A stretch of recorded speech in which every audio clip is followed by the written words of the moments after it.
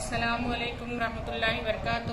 سوریہ Urdu primary school Nagarjuna Nagar Nanded online education کے session میں جماعت ہشتم کے تمام طلباء و طالبات کا استقبال کیا جاتا ہے۔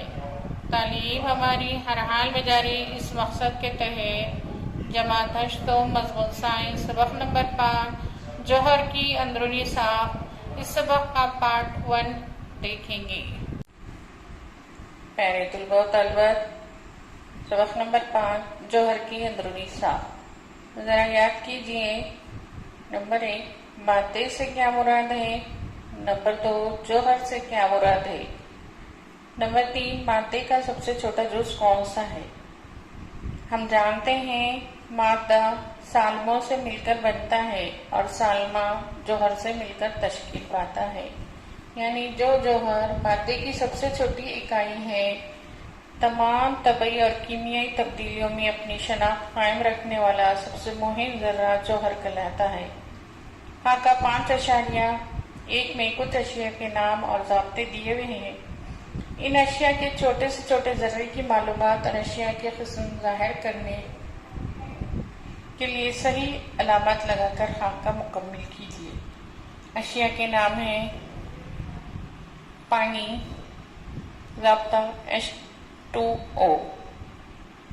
اشیاء کا سب سے چھوٹا ذرہ ہے، جوہر ہے ایک جوہر والا سالمہ، سالمہ ہے، سالمے میں ایک ہی قسم کے جوہر ہیں، سالمے کے جوہر مختلف قسم کے ہیں، اشیاء کے قسم عناصر ہے یا مرکب ہے۔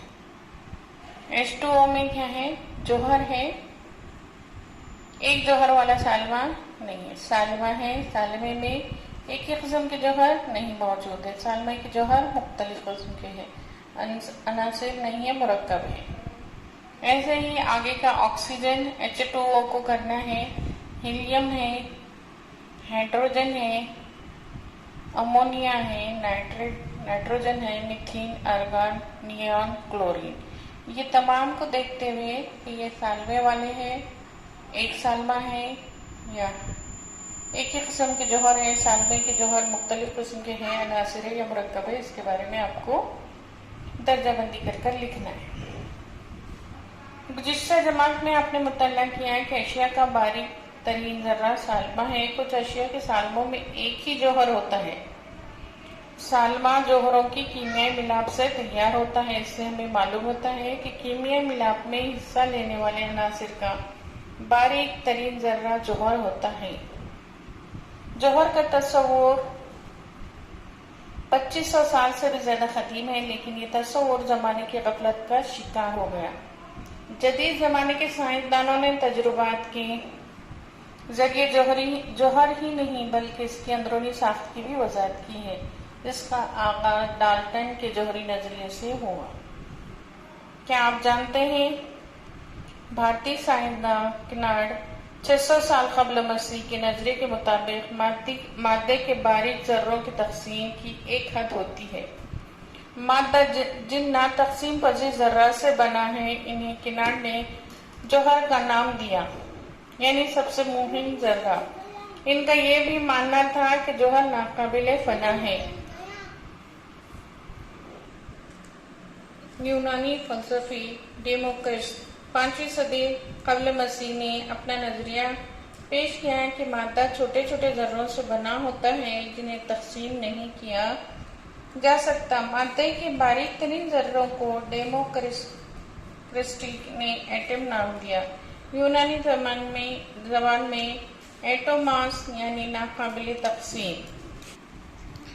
ڈالٹن کا جوہری نظریہ 1803 میں برطانوی سائنسداں جان ڈالٹن نے مشہور جوہری نظریہ پیش کیا۔ اس نظریے کے مطابق مادہ جوہر سے مل کر بنتا ہے اور جوہر ناتقسیم پذیر اور ناقابل فنا ذرہ ہے۔ ایک عنصر کے تمام جوہر متماثل ہوتے ہیں، جبکہ مختلف عناصر کے جوہر مختلف ہوتے ہیں، ان کی جسامت بھی مختلف ہوتی ہے۔ یہ جان ڈالٹن ہے۔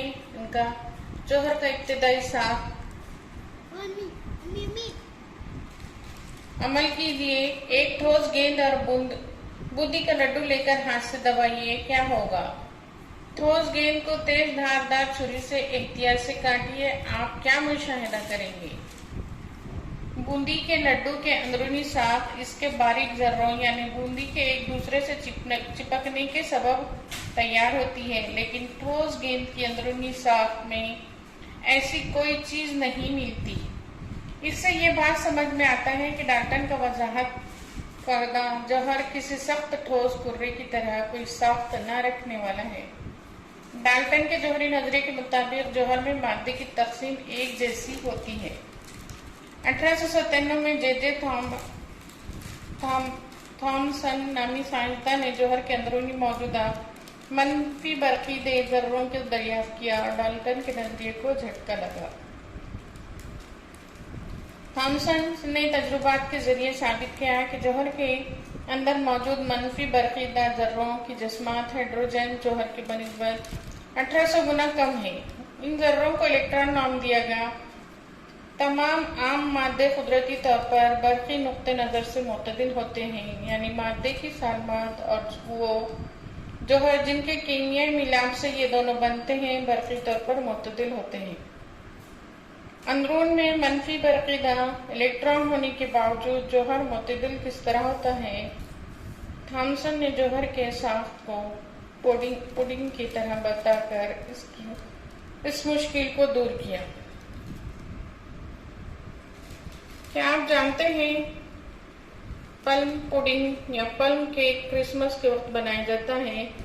ماضی میں مغربی ممالک میں آلوچا خوبانی کے خشک کٹے ہوئے ٹکڑے اس میں ملائے جاتے تھے۔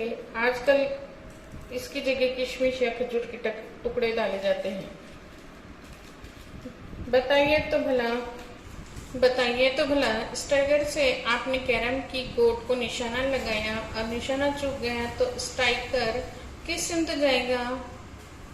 تو نشانہ صحیح لگا تو اسٹائکر کس سمت جائے گا؟ سیدھے آگے کی طرف یا دائیں بائیں یا مختلف سمت میں؟ یہ شکل اشاریہ 5.3 تھامسن کی پلم پڈنگ جوہری ساخت۔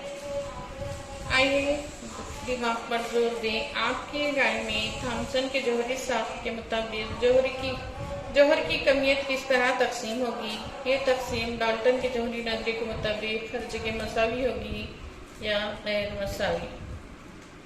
پیارے بچوں، ہم نے سبق پڑھا صفحہ نمبر 28-29 پر کا۔